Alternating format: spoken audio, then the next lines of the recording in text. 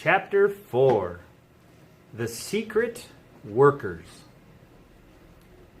The next evening, Grandpa Joe went on with his story. "You see, Charlie," he said, "not so very long ago, there used to be thousands of people working in Mr. Willy Wonka's factory. Then one day, all of a sudden, Mr. Wonka had to ask every single one of them to leave, to go home, never to come back."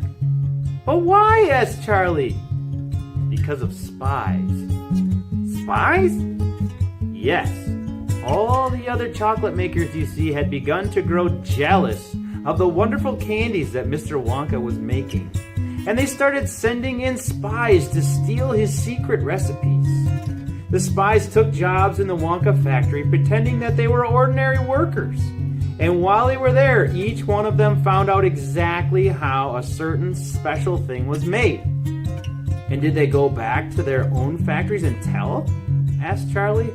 "They must have," answered Grandpa Joe, "because soon after that, Fickelgruber's factory started making an ice cream that would never melt, even in the hottest sun.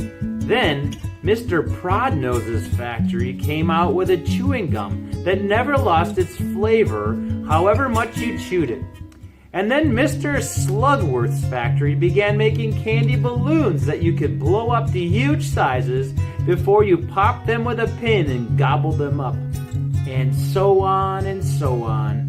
And Mr. Willy Wonka tore his beard and shouted, 'This is terrible! I shall be ruined! There are spies everywhere. I shall have to close the factory.' But he didn't do that," Charlie said. "Oh, yes, he did. He told all the workers that he was sorry, but they would have to go home. Then he shut the main gates and fastened them with a chain. And suddenly, Wonka's giant chocolate factory became silent and deserted. The chimneys stopped smoking, the machines stopped whirring, and from then on, not a single chocolate or candy was made. Not a soul went in or out, and even Mr. Willy Wonka himself disappeared completely." "Months and months went by," Grandpa Joe went on, "but still the factory remained closed. And everybody said, 'Poor Mr. Wonka. He was so nice and he made such marvelous things, but he's finished now. It's all over.' Then something astonishing happened. One day early in the morning, thin clouds of white smoke were seen to be coming out of the tops of the tall chimneys of the factory. People in the town stopped and stared. "What's going on?" they cried. "Someone's lit the furnaces. Mr. Wonka must be opening up again."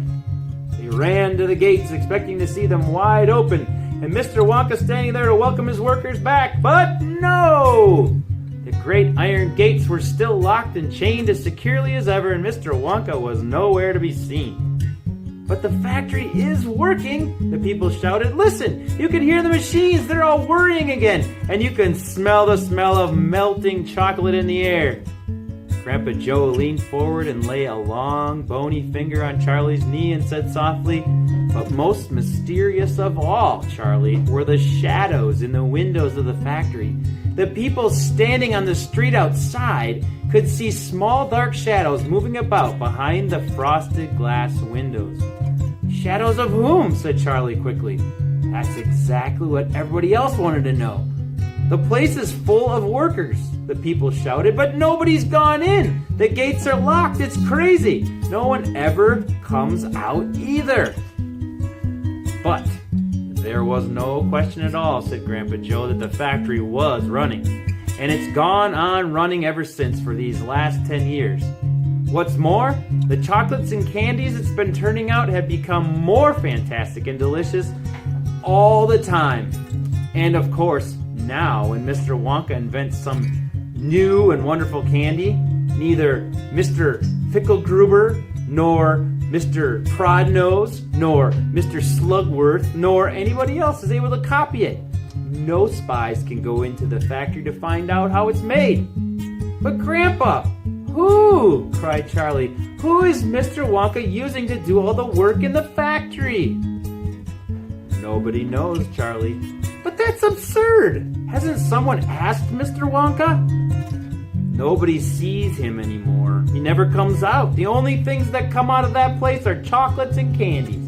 They come out through a special trapdoor in the wall, all packed and addressed, and they're picked up every day by post office trucks. But Grandpa, what sort of people are they that work in there?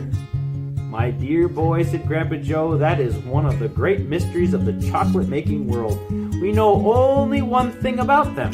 They are very small. The faint shadows that sometimes appear behind the windows, especially late at night when the lights are on, are those of tiny people. People no taller than my knee. There aren't any such people, Charlie said. Just then Mr. Bucket, Charlie's father, came into the room. He was home from the toothpaste factory, and he was waving an evening newspaper rather excitedly. "Have you heard the news?" he cried. He held up the paper so that they could see the huge headline. The headline said, "Wonka Factory to be opened at last to lucky